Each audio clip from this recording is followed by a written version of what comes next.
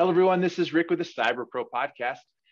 Industry leaders share their insights. It's about 5 questions and hopefully under 9 minutes. It's because hackers never sleep. So I'm excited today. Let's introduce our guest. Question number 1, who are you and what do you do? Yasir Ali, founder and CEO of Polymer, which is a no-code DLP or data loss prevention for SaaS applications or third-party applications in the cloud. So I'm going to add a bonus question right away. What made you want to found an organization and a company like that? I was consulting. I had a consulting business before this and saw the problem firsthand in terms of what was lacking in the marketplace, and decided to kind of just do it myself, basically with my co-founder who brought in technical expertise, and we thought we just had a better mousetrap to solve some of these issues. Nice. So what do you love about being in the technology and cyberspace? The way we kind of look at cyber it's kind of slightly different. So I look at it as an intersection of compliance, data governance, operational kind of workflows, which is kind of come together in providing a way to reduce some of the human error, which is the biggest contributor to some of the cyber breaches out there, and be able to kind of keep the organization safe from external threats, people trying to get in the door. So I feel that it's a very interdisciplinary area requiring lots of different dimensional thinking around how any solution you're coming up with or what approach you take in solving a problem affects the workflows on the ground, the size of the organization, how that would kind of interact with the product, and how it can scale. And one of the biggest problems which has mired this industry for the past some years now is becoming kind of coming to a crescendo now is operational overhead of maintaining some of these security teams, security infrastructure, with the lack of readily available talent to hire. What we're finding is it's just not enough to keep alerting security folks with risks which someone then needs to kind of go and remediate.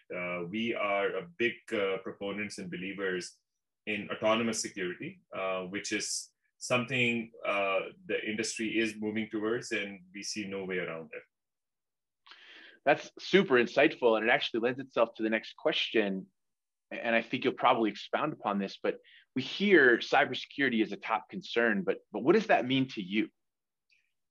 I think basics, first principles in terms of the way the approach we look at it is hygiene. So it starts with the data. For us, how protected is your data, or even getting before that to basic principles, fundamentals is how easy is it to grab the sensitive data sitting in the organization. So we look at this one dimension of surface area of sensitive data within your systems or within your environments, internal and external.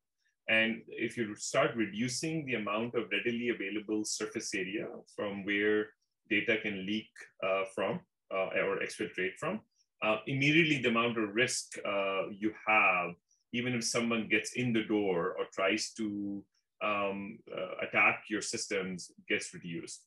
So it's in one dimension, it's a data problem, and the other dimension obviously is the infrastructure piece, which is less of kind of nuanced picture. That's more about brute force, making sure your IP addresses and your configurations are okay.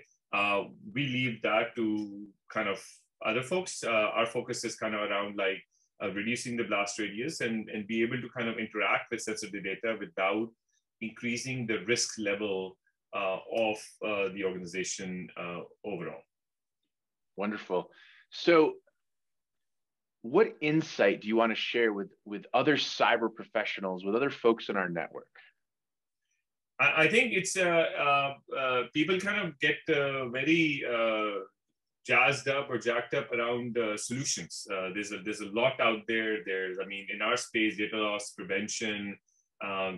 It used to be called CASBs, and DLP got a bad name, and then there's SACE, and then there's XDR, a bunch of endpoint cloud, primarily cloud hosted kind of endpoints. So people kind of like put the cart before the horse, so to speak, which I feel is giving the industry a little bit of a bad name in some perspective. Going back to first principles, going back to what is it that you're trying to achieve as an outcome, and starting with that is probably keeps it simple to sell the story with the rest of the organization. One of the problems is from a C-suite angle. I'm a CEO. I work with technology teams all the time, and I've done this in my past life in larger organizations where the budget allocated is a black hole in terms of how it's used. It's not been communicated properly. It's because the security teams or technology teams, if they're in charge of security, are not able to articulate the business outcomes you're trying to drive towards, or the risk outcomes you want to basically be able to measure or reduce them on. So those, I think, awareness and be able to be have some empathy around the folks who are not in the weeds with some of this stuff is probably the biggest factor in the success of a cybersecurity program or a security program, be it small or large organization. Perfect. So now for the fun question, what's your favorite piece of retro technology that makes you smile? I think those handheld, those games, the Donkey Kong games that used to come in the handheld like thing, and the small thing, which was like the portable thing you can carry around in black and white, and trying to beat the level. I used to play that all the time with my brother. So big fan of those, and I wish they can come back because those are so amazing to play with, and they're just not the same on the iPhone or Android. Well, and I remember the batteries lasted forever, and the noises that came out of those would annoy anybody. It was great. Beautiful. Yes. Well, thank you so much for being on the Cyber Pro podcast. No, thank you so much for having me. Thanks a lot. This was fun. You did it. You made it to the end. Thanks for watching the Cyber Pro podcast. Check us out for more content.